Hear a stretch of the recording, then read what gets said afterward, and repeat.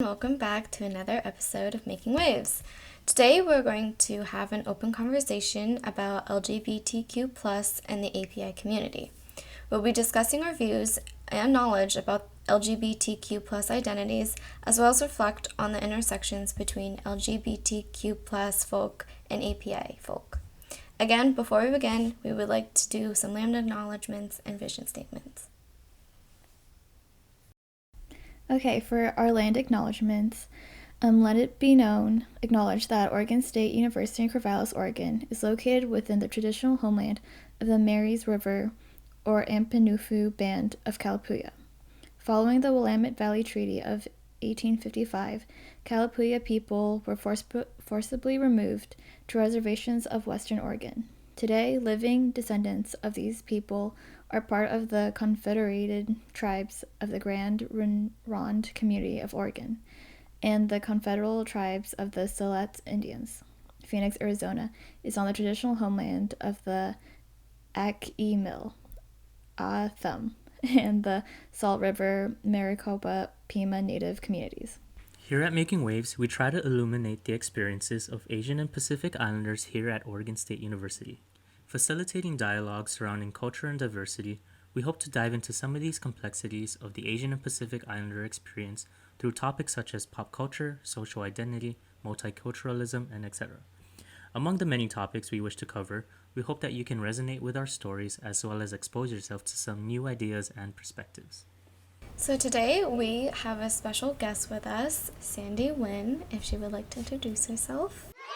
Hello everyone, my name is Sandy Wynn and I use she, her, hers pronouns, and I'm studying biohealth sciences with an option in pre-pharmacy, and I'm currently a student success peer facilitator for Seoul LGBTQ Multicultural Support Network, and I've also had the chance to work with APCC this year as a liaison between Seoul and them. And for today, as previously mentioned, we're going to be talking about the LGBTQ plus and AAPI communities. And to start us off, I wanted to ask everyone a question regarding our upbringings. And the question is, what were the reactions of those around you while you were growing up when it came to the idea of anything that really fell out of heteronormativity? And how did those reactions compare to your own thoughts while you were growing up, right? And what I said was a big mouthful, right? So to break that down and give an example, right, is growing up, what was the reaction to, for example, the concept of being gay? Or if there was someone in your life, whether it be a relative or a friend, that showed signs of what would be stereotypically associated with being gay. Yeah, so LGBTQ plus is an acronym. L stands for lesbian, G stands for gay, B stands for bisexual, T transgender, Q is queer, and plus is just to add any more and be inclusive within that community. Other identities might be two-spirited within Native American communities, for example.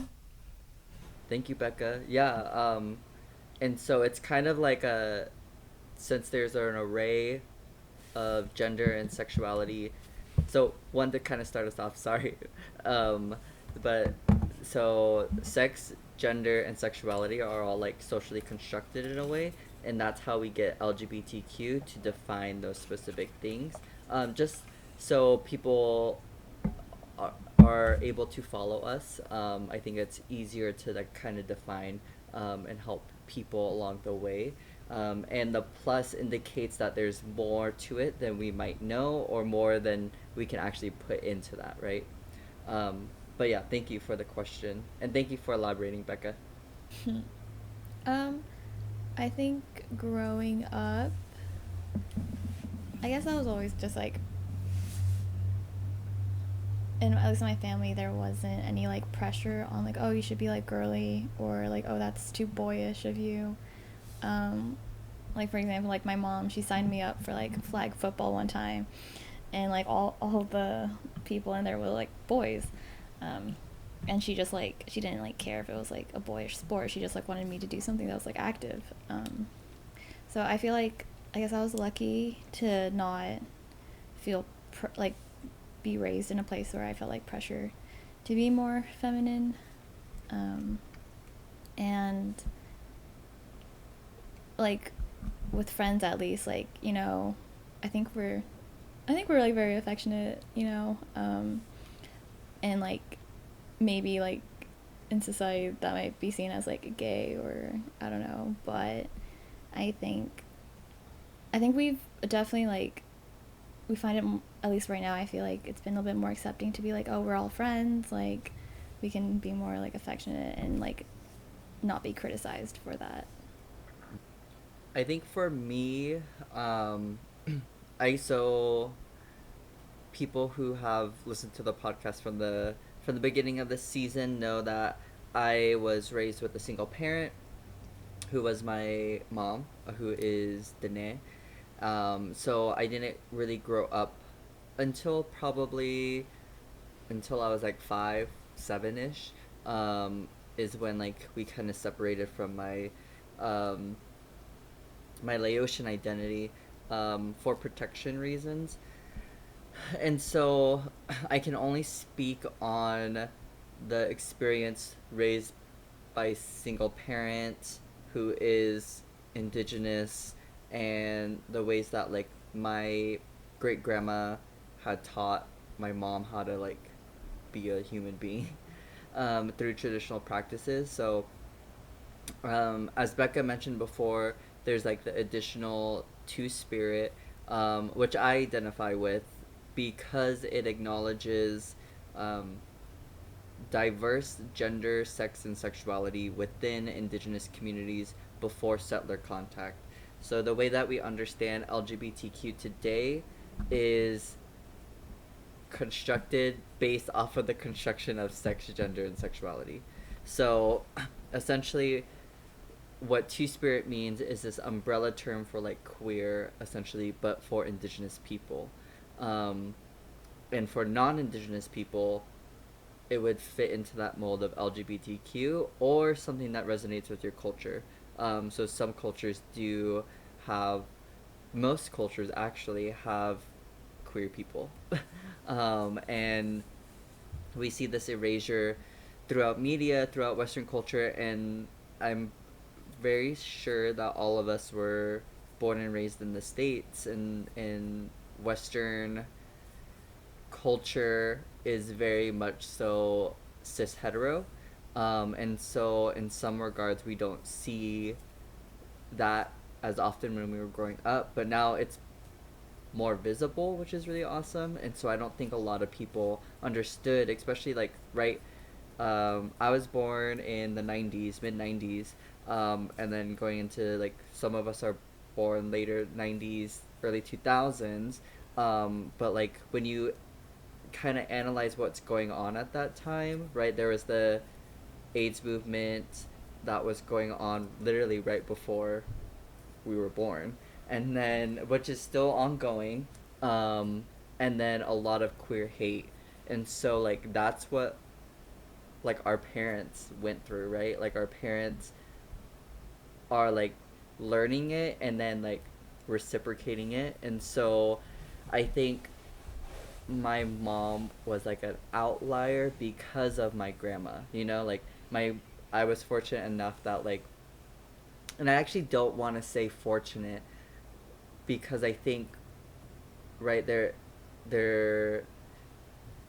I guess it sets up this idea that I had privilege when coming out, when I don't want to put it as that, because it was like my mom was taught traditional teachings that were like accepting of your child, of who they are, right? And so I don't want to misconstrue it of like, oh, I do have like that privilege of like my family being accepting of it, while at the same time it's a separate branch because it's like an indigenous teaching, right? And so I don't want to mix them both together, and I want to acknowledge that I am fortunate that like my family was accepting, and still is, and really awesome. And so like that's what I was raised around, and like I try to put that into the world, and of course, um, some of my family still says like homophobic stuff or like transphobic stuff, which I think is ingrained within our our communities in a negative way. Like people don't know that they do it, which is, I mean, it's not okay, but I think the education piece of like helping people learn and understand the lived experience that queer people go through, I think helps. And I think like, right, a lot of people aren't really exposed to it because we live in a society that is like everyone's straight, everyone is cis, everyone, um, right, like everyone falls into the binary, and so like that's not reality. And I think that our communities need to work. I think that falls in with the solidarity piece of like, right, you can't, there is no Asian community without queer people.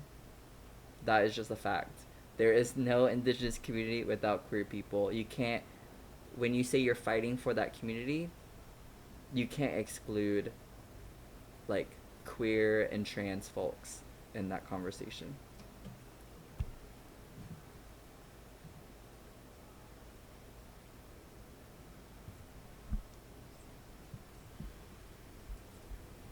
Yeah, for me, honestly, just thinking about um, my childhood and upbringing, I can honestly say that um, my Mm-hmm. just how do I put it? It was completely toxic. Like my upbringing within surrounding the just being coined gay or like anything that falls being not hetero.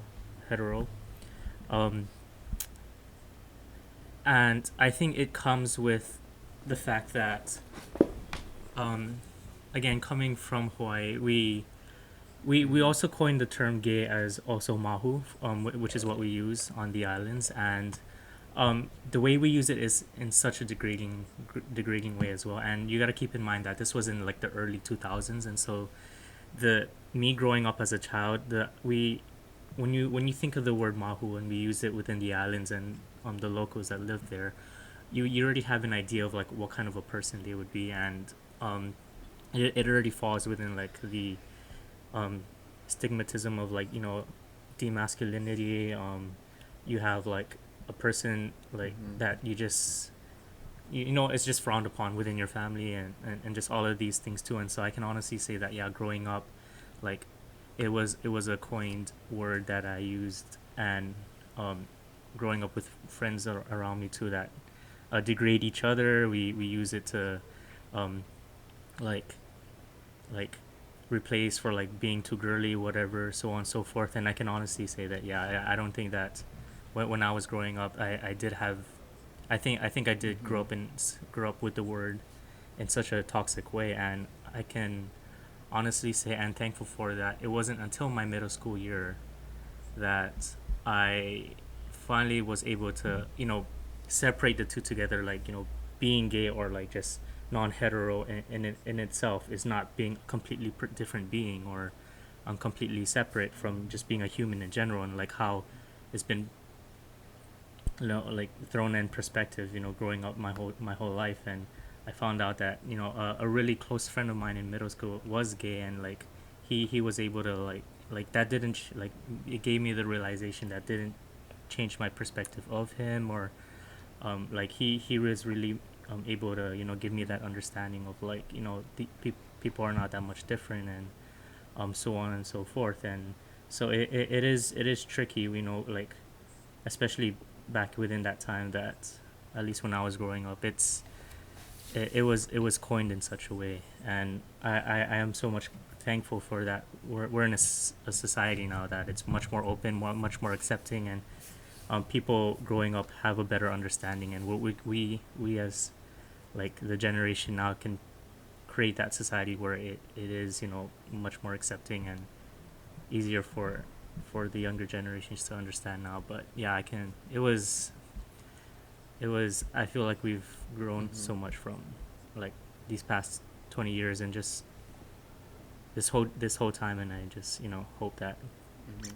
we continue making I that think change you as bring well. up a really good point, Jonathan. Like the ways that like literally powerful terms have been turned and used to like degrade people. And like that's something that's happened with like Dene Bazad Navajo language of like Nadle, which means two spirit, and people would use that as like an insult, and it's like, okay, Nadle people were like super powerful in our community, and that's like the teachings, and I think people need to understand too that like, right, these views are not what was in place before. These are assimilated views. And so what I mean by that, for example, a lot of indigenous people in the United States were forced into boarding school, forced into Christianity, forced into all of these things that stripped them of our culture, and that also happened to a lot of Native Hawaiian folks too, Pacific Islanders, and so you see that going on, and so it's not, unfortunately it's not a surprise that like these terms that are powerful beings, powerful people in our communities are being used against us in our own communities, because that's what the idea of assimilation does and is essentially, um, which I think is interesting. And now I'm at a point where I'm like trying to reclaim the term nadle, right? Like reclaim it for Dene people to feel like included, to feel like they belong, um, because I think it is it is a powerful term and it shouldn't be used like that, right? Like, and I think any language, any culture, like words have a lot of meaning, and when you just throw that around and like try to degrade someone with a word that's so powerful, it like doesn't do anything, and also it does harm, whether you know it or not in that moment. It harms.